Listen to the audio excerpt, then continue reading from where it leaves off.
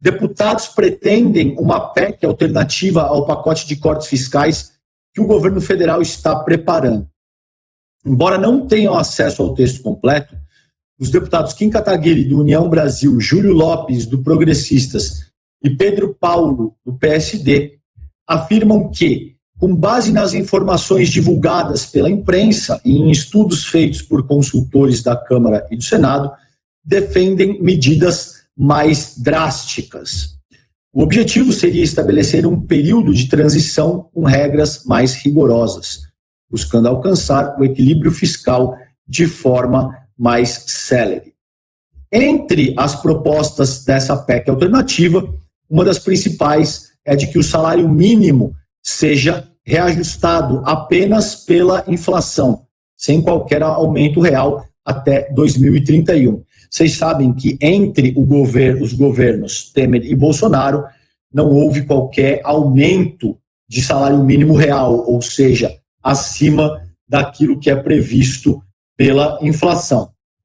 O primeiro aumento real acima da inflação que vem é agora no governo Lula, depois de 6 anos, mais 6 anos sem aumento do salário mínimo, tá? Então, além disso, a PEC sugere que os benefícios sociais sejam desvinculados do salário mínimo e corrigidos apenas pela inflação. Essa proposta já foi discutida dentro do próprio governo, mas deve ser excluída do pacote de cortes devido à resistência do presidente Lula. Outra alteração prevista é a redução do abono salarial, que passaria a ser pago exclusivamente a quem recebe um salário mínimo. Hoje, o benefício é concedido a trabalhadores que ganham até 2 salários mínimos. Tá? Deputados precisam de 171 assinaturas. Os gabinetes dos 3 deputados estão revisando os principais pontos da proposta e eles planejam iniciar a coleta de assinaturas nesta semana para que a PEC possa seguir para tramitação. Serão necessárias 171 assinaturas. Políticos progressistas fizeram duras críticas à proposta. Abre aspas. Pasmem, o governo ainda nem divulgou o pacote de cortes, já tem deputado, entre eles Kim Kataguiri, com uma PEC alternativa. A maldade é tanta que propõe congelamento do salário mínimo até 2031. A direita é insaciável, quer sempre arrancar o máximo possível dos mais pobres, escreveu o corajoso Ivan Valente, do PSOL, aqui de São Paulo, na rede social dele, que eu não vou citar o nome dessa rede social, vocês todos sabem qual é a rede social.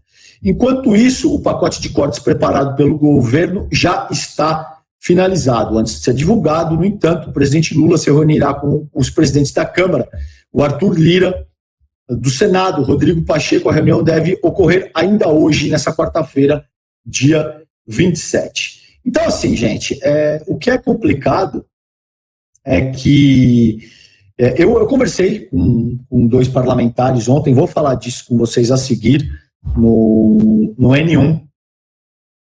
A gente enquanto sociedade, tá? Porque isso é complicadíssimo e aí tem toda uma questão de trâmite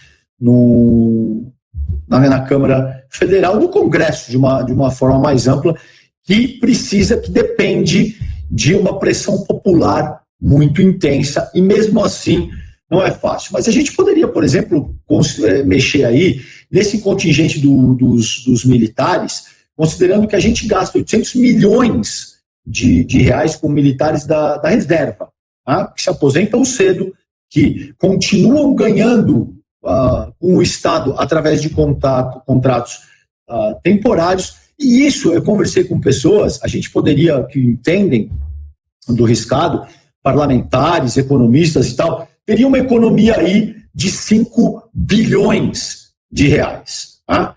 A gente poderia, por exemplo, mexer na questão dessas emendas parlamentares.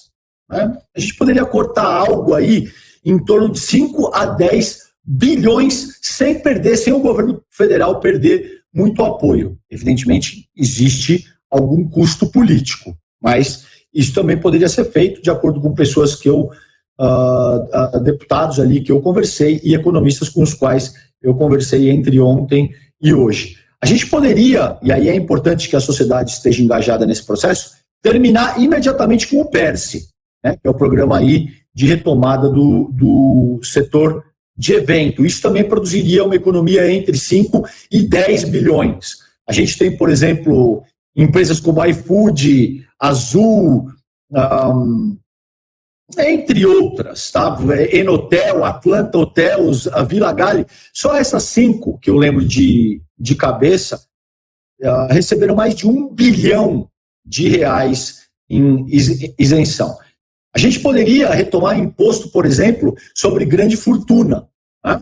Que foi aprovado, teria que ser aprovado por lei ordinária. Já existem dezenas de projetos no Congresso Nacional, tudo isso está previsto pela Constituição Federal de 88, e a gente poderia focar o topo, né, da nossa pirâmide social, gente que tem patrimônio acima de 20 milhões, tá?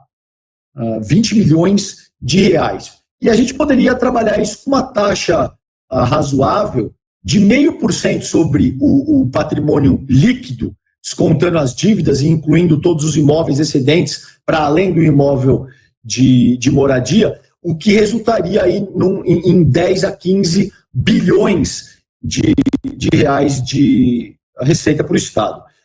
Para vocês terem ideia, o imposto de 2% sobre a riqueza dos 0,2% mais ricos do Brasil seria suficiente para arrecadar 41,9 bilhões de reais por ano.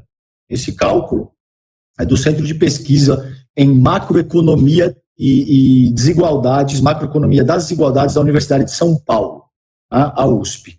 Então, isso, o que significa, gente? 0,2% dos mais ricos do país são 267.460 pessoas, num total de 213 milhões de brasileiras e brasileiros.